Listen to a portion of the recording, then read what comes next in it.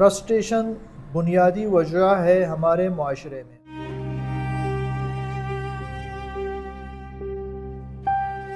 Frustration کے وجوہات کیا ہیں؟ دیکھیں، فرسٹریشن آل آف سڈن نہیں آتا ہے، ایسے ہی اس کی کچھ وجوہات ہیں۔ نمبر ایک، جب آپ اس وقت فرسٹریشن میں جاؤ گے جب آپ کے ہاتھ سے چیزیں نکل جائیں، کنٹرولیبل ہیں، تو آپ فرسٹریشن میں جاؤ گے، نمبر ون۔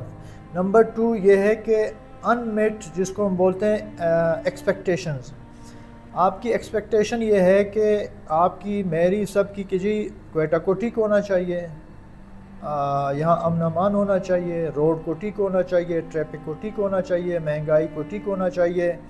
یہ چیزیں نہیں ہیں، ایکسپیکٹیشن ہماری ہے، اور دور دور تک آپ کو اس کی نظر بھی نہیں آ رہا ہے کہ چیزیں ٹھیک ہوں گی، تو کیا ہوگا؟ آپ فرسٹریشن میں جاؤ گے، آپ غصے کی طرف جاؤ گے، آپ اینگر کی طرف جاؤ گے، آپ وائلنس کی طرف جاؤ گے۔ 90% تو میں کہوں گا کہ لوگ اسٹریس میں ہیں۔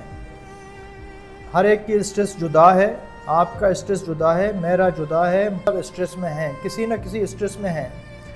اسٹریس میں پھر یہ ہے کہ اسٹریس ایک کنڈیشن ہے، شروع میں آپ اس کو محسوس نہیں کرتے ہیں، وہ بڑھ کے آخر میں ایک کنڈیشن آتا ہے جس کو ہم بولتے ہیں برن آؤٹ یا بریک ڈاؤن۔ وہ برن آؤٹ میں جب جاتا ہے پھر بیماری کی طرف آتا ہے۔ اسٹریس تو 95 یا 90% لوگوں کو ہے، کسی نہ کسی طریقے سے اسٹریس ہے، ان کو ریلائز نہیں ہوتا ہے، لیکن جو باشعور پڑھے لکھے لوگ ہوتے ہیں ان کو ریلائز ہو رہا ہے۔ باقی جو اسٹریس کے بعد جو ڈیزیزز پیدا ہو رہی ہے، اسٹریس کی وجہ سے جو ڈیزیزز ہیں وہ انزائٹی، پینک اٹیک، ڈپریشن ہے۔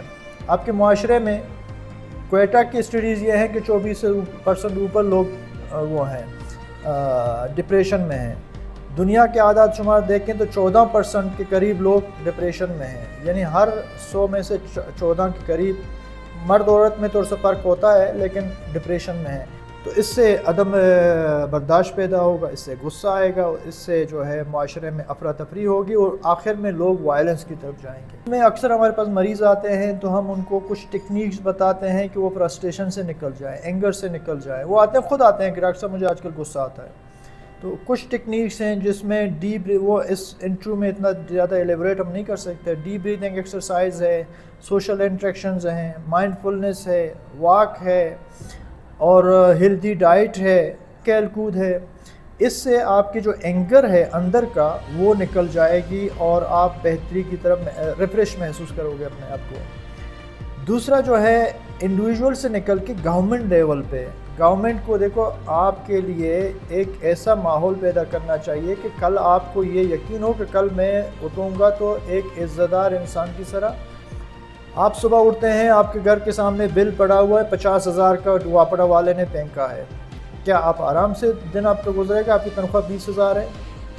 تو پھر یہ گورنمنٹ کی ذمہ داری ہے کہ ان چیزوں کو مینیج کرے، اور ہم ایک تباہی کی طرف جا رہے ہیں، وہ تباہی کی طرف جا رہے ہیں کہ جس میں میں سمجھتا ہوں کہ ڈیزاسٹر ہے۔ میں ایز اے سائیکٹرسٹ بات کر رہا ہوں، اور تباہی کی بات نہیں کر رہا ہوں، النیسز کی بات کر رہا ہوں۔ ہمارے پاس ڈاکٹروں کے نمبر کم ہے، مریضوں کے نمبر زیادہ ہے۔